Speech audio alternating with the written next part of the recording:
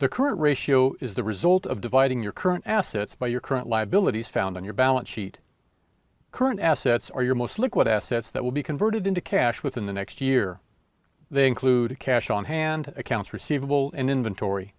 These represent the cash that will be available to pay the bills and employees that will keep your doors open. Your current liabilities are those that must be paid within the next year, such as your accounts payable, credit cards, loan payments, payroll, and taxes.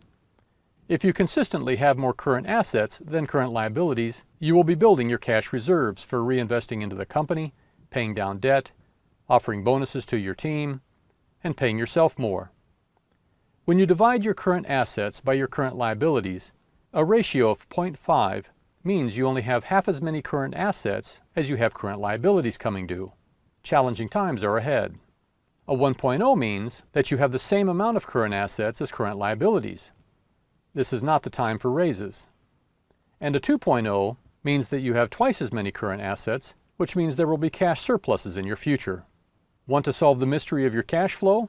Print out your balance sheet by month for the last 3 years and calculate this ratio for each month. This will help you learn a great deal about the various times and seasons when your company has had cash and when it was running dry. You already know that your company can produce profits but still have no cash.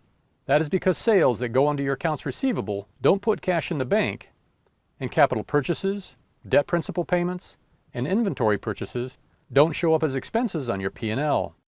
So they drain away cash while leaving profits looking great. This is a great and very frustrating mystery for countless business owners. Remember, the numerator that makes up this equation is your cash, accounts receivable, and inventory. The lesson: fight to keep these assets as liquid as possible, meaning hold onto your cash as long as possible, convert your accounts receivable to cash as fast as possible, and buy inventory on a just-in-time basis as much as possible.